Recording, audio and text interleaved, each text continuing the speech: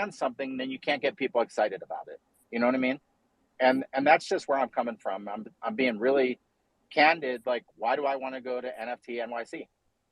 Like, yeah, I I'm going to love it. meet Yeah, people, but what do I have to look forward to? I'm going to hear other people talking on stage to say the same thing that we do in the spaces. Like, are we going to meet people? Are we going to be at the Bored Ape Yacht Club party? Like, what am I doing? Where am I going? totally, Right? exactly right. Some direction, a call to action. I have to throw to my man Lou in this situation because Hugh and Lou, maybe my favorite speakers in this space. Lou, how are you? Hey, What's up, good Lou? afternoon, everyone. How's everyone doing? Uh, just a little perspective on me listening to Hugh and everyone's thoughts. First of all, I think Hugh, thank you. I think that's a clever perspective and certainly applying your area of expertise. And if I understood you correctly, creating packageable, shareable content so that some of the basics for the community and the project can be shared with new investors, therefore new liquidity coming into the project, which is extremely important in this kind of point where we're at right now. What I think our this project and community does quite well is identity advertising. In the sense that we're ever present, 24/7 in these spaces, I think has been really crucial to that identity component. And I think combined with Hugh's perspective and kind of game plan from a marketing perspective of this packaged shareable content that we could share to hopefully entice and bring in new liquidity, I think can be a pretty potent combination. Hugh, am I understanding this correctly? Is that what you're hoping to create from some of this recorded content? Yeah. I'm trying to dial it down and unpack it for a new person coming in the room. So if they wanted to share it with 20 people in their family, they could copy and paste the link. Yesterday, when I came into a room, I heard a new person. And I know we have a lot of people come in, they try to shill their project, and they're like, "Hey, what is the Apocalyptic Apes about?" And the answer was, "Well, the utility is the community," and that was kind of the answer. And then I kind of stepped in and I started to kind of unpack it, like, this is what our community is about, and this is what we're doing, and this is because at the end of the day, people want to go. They don't want to be sold, but they want to buy. But they want to buy because it makes sense to them. And so I'm a big content marketer. I know there's been ups and downs in the project too, with like people being on the team, people not being on the team. And the more content we have out there, it actually helps our reputation as well. So that's kind of like what I want to do is I want to put wings on it. Like if somebody is in a room and they're talking about the fact that, hey, we're working with this glass company and they're talking about the apocalypse, I don't want it to be like, hey, you weren't on the spaces. Sorry, you should probably tune in the spaces. It shouldn't be a make wrong like, hey, you should get with the times and smarten up a little bit and get plugged in. It should be like, well, here's the link from the AMA that was recorded. Copy paste, copy paste, copy paste. Right. So that's kind of like what I'm getting to. The other thing too is editorials and newspapers and Entrepreneur Magazine and all these people that write content on Web3 and NFTs. If they can't find anything on the project, it's hard for them to write about it. If somebody finds the video, the interview, the recording, it's easy for us to bring people into the community, and it's easy for them to understand what we're doing as a community because we have recorded memory on, if you want to call it Web3, if you want to call it the metaverse. We have stuff out there on the meta that is being shared, and it's not based on someone being a good explainer. That maybe they're not as eloquent as Fiddy or myself. Maybe they're a new person. They just bought 5 queens, and they want to tell their sister, but their sister can't get on Spaces. Those are the people I'm thinking about, not So, us. Hugh, is there someone Yeah. from the project other than yourself, who's obviously a busy person too, that can collect, edit, and then package this kind of content for the rest of us to share? Yeah. I Yeah, definitely can. There's me, there's DJ, there's Chris. I have editors. We can edit it. We can get together as a team and go, okay, we need what is an NFT? Maybe what is an NFT video? That's pretty stupid simple. We can create that from Apocalyptic Apes. Then we can say, what is the Apocalyptic Apes? What's the difference between an ape, a juice, a queen? How do they work? What is a juice This, for? this is perfect timing. Chris, who runs, I've been spruiking his channel like forever, but I mean, Chris runs the best Apocalyptic Apes YouTube channel. We were reminiscing before. Chris, mate, please tune in on this discussion about replays and recordings. I didn't hear Well, any. Yeah, I Chris, heard my I name, think and then I was like, yeah. So okay, let's talk. yeah, so Chris, I came on because this morning I woke up and I had people in a group that buy a lot of NFTs, and they're asking me like, "Hey, what do I do with my juice? How do the juices work?" And we did it really good before with the sniping and kind of like the traits and the properties. But I get on these AMAs that we do, or I get on the Twitter Spaces, and nobody's recording the AMA and nobody's recording the Twitter Spaces. And I was trying to talk about the value of putting wings on content. And then even if we have a recorded 10-hour space, we're never going to share that with a person. But like the gentleman, Punk from like Australia and some of the other people, they're like, hey, late at night when I want something to listen to, I click on the recordings on Twitter Spaces to get alpha. And so can you kind of elaborate why like Gary Vee and creating content is so vital, and why, you know, is there value in us recording everything and dumbing it down where a 5-year-old could Totally. understand what a juice Yeah. is Well, for? here's like a really easy strategy that you can use. It's what I've been doing with Bulls and Apes, and anybody else. I mean, I'm going to be working with a lot of different collections and kind of deploying this strategy over and over again. There's something that you can do where you just take a space that there's some gems in there, and never expect that somebody is going to do, even like you just mentioned right now, it's late at night, you click replay and you start listening. Here's the thing. What if it takes you 3 hours to get to the dopest little nugget in that conversation? It should be much more intentional than that. So the Gary Vee thing is one big pillar piece of content, and then you go through and you chop out little chunks of it. So easy example of that is Joe Rogan. You've got Exactly JRE what I was clips, talking about. and then Yep, you've go got, so it's just that moment because it was a dope ass little moment, but it's still long form content, right? So you take that, you've got your full length 3-hour conversation with Mike Tyson or Elon Musk or whatever. They chop out the moment where they're smoking the blunt, you know what I mean? They're having a conversation and they post that up on JRE clips. And then you also have all these little sections of even that smaller content. And those things get posted up on TikTok and YouTube Shorts. And go look at Gary Vee's channel right now, click videos, and you'll see that he's got 5 short videos to every long form. Why? It's because it's easy to consume and it gets it in front of brand new eyeballs, because that's not just going out to his subscribers, that's going out all over YouTube or all over TikTok or all over Instagram to new people that don't currently follow them. So that's the way that the short form content really kicks ass. That's where I shine. Being able to take that little moment, that one little thing that somebody said, or that funny thing that made everybody laugh, whatever it might be, and you serve up that 15 to 20-second piece of content on these viral platforms that get it in front of new eyeballs. That's how we're going to get Web 2 into Web 3. So I hope that was a decent little rundown. Yeah, and then Chris, the other thing I was trying to share with people, like for example, I know a guy, he's at Broadcom Public, he's got a 20,000 square foot home in like Turtle Cove down in Orange County. He calls me on the phone, he goes, hey, what's this whole NFT thing? And I remember the time that Fiddy was talking about the partnerships, his business experience. And then I'm like, oh, I'll just send you a recording of this. And now he hears Fiddy talking about where this project's going. And now we bring in a guy that literally is going to buy $500,000 worth of NFTs. Yeah, I mean, the value of this stuff, especially, it's global, right? So for us, we're having a conversation right now. But what if somebody says the most amazing thing ever during this conversation while the other side of the planet's asleep? And then instead of them having to go through an 8-hour version of this to find that, they just get to hear that moment. And then they get to enjoy it. And then they go make that giant purchase. You attract the whale with one little piece of content. They look into it and say, oh, these guys are dope. I mean, that's how all this stuff works. So yeah, it's endlessly potent.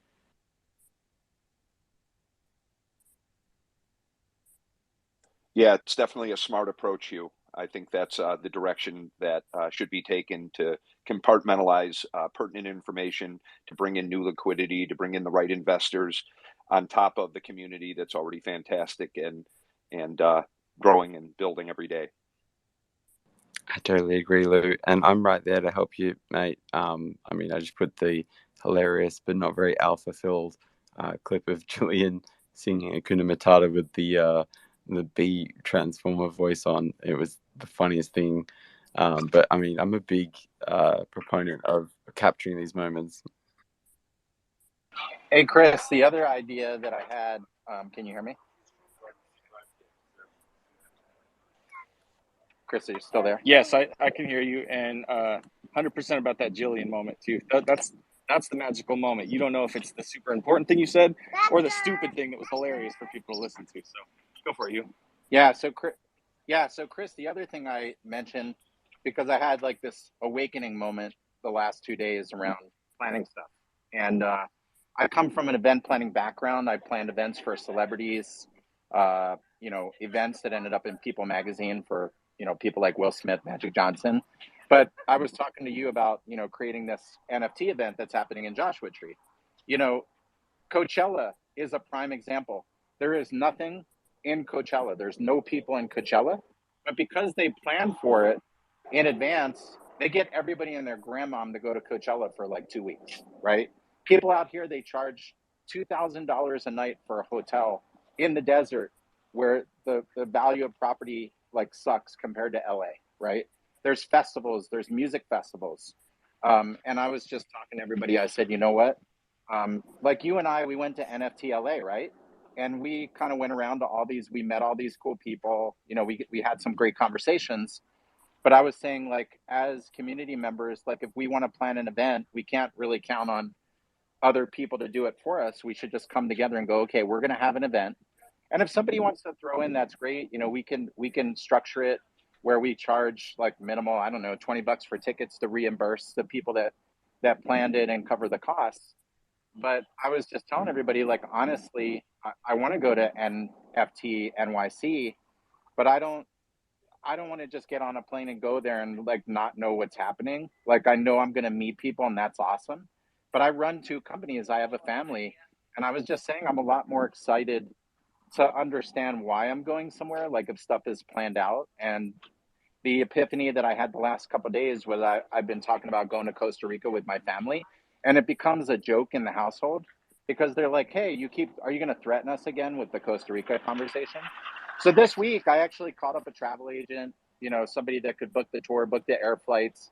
I planned out like a 2 week tour of like waterfalls and stuff like that, and I sat down with my wife and my daughter, and I was like, "Hey, this is what I'm planning, and we're going to go to Costa Rica maybe for 3 to 4 weeks." And now they're all excited, and now they're in the conversation and they're looking forward to going somewhere as opposed to, oh, we're going to do something. So part of this is we've got to, as a team, if you guys want to play, I'm going to play this on my own. I'll involve Chris and whoever else wants to be involved. I know DJ Creation and people like that came out here, but if I plan something out in September, now I can invite like 500 new people to the event. I can give them tickets in advance. I can have them plan to be at that event.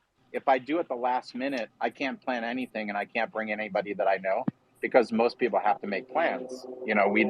Most people don't have the spontaneity. They have a job, they're trying to make a living, and they can't just jump on an airplane tomorrow, if they don't know what's happening. So planning events as a community is important for in real life. I don't know what your take is on that, Chris, but I mean, I kind of feel like if I go to these NFT events, I want us to be on another level as opposed to everybody just there. You know what I mean? Yeah. Well, Hey, I mean, Hugh. listen, it's the coolest thing ever. Oh, DJ, go ahead and I'll pop in. Oh, no, loud now. you're fine. I just had a question to follow up on it, but go on. Sorry. Well, I was gonna say was, the planning and those going deep with those few people, especially like planning and doing multiple things. The best part about this is that not everybody can go to these events like NFTLA and all that, right? But the fact that we did get to do that, and then we did, like hang out with a core group that really just exchanged ideas. We even made content at NFTLA, got content at NFT San Diego. And one of the people that I connected with at NFTLA was J-Bo Lazy. This dude told me after we met and hung out and had some of these awesome conversations that he wanted me to go help them film on a hunting trip in Florida, hunting alligators with crossbows, right? So Sunday night or Sunday during, sometime during the day, I'm getting a ticket for me to fly across the country to Florida to go hunt alligators with a bunch of business dudes that are in the NFT space. Like nobody else is going to just leave and go hunt alligators. But having that content and getting to bring everybody with me on that trip is like, that's the goal. That's the plan of taking one little thing, capturing that content, and then that's, spawns all these other just endless opportunity to do other cool stuff. And so like, I think the big mistake is to not capture that moment and share it with other people, because whether that's a whale or somebody who wants to, get in on the new mint, or whether they want to take you hunting alligators with crossbows, like that's all real stuff that actually happens as a direct result of capturing the content at all these different moments in real life, digital moments, and just Twitter spaces themselves, like capturing that and putting wings on it, like you said, that's the magic. So go for it, DJ. My bad. Yeah, I was just wondering, Hugh, have you heard back yet on the pricing for it? So we could start getting things planned for the event? Yeah, so they're checking with getting permits. I've already talked to the food truck people. The guy Clayton that wants to wrap a food truck in apocalyptic apes and come to the event. I've already talked to Sammy, and he's totally game. I just have to get the budget back from those people because they just had the Joshua Tree Music Festival. And Okay. so these things can take a week or two, because what they have to do is figure out how to be compliant for food and beverages at that location. So they have right now, they're checking on the permits, what it would cost. And I've already given them, you were there when she took 2 pages of notes. So yeah. what we have to understand too, when we go to plan these events, is like, you can't plan it 2 weeks out. I told them we're thinking of maybe August or September, because on top of that, I want to have it written up in the paper in Joshua Tree and Palm Springs. And, getting content out when you're really trying to like knock something out of the park, it can take 2 to 4 weeks to really kind of put the whole thing in motion.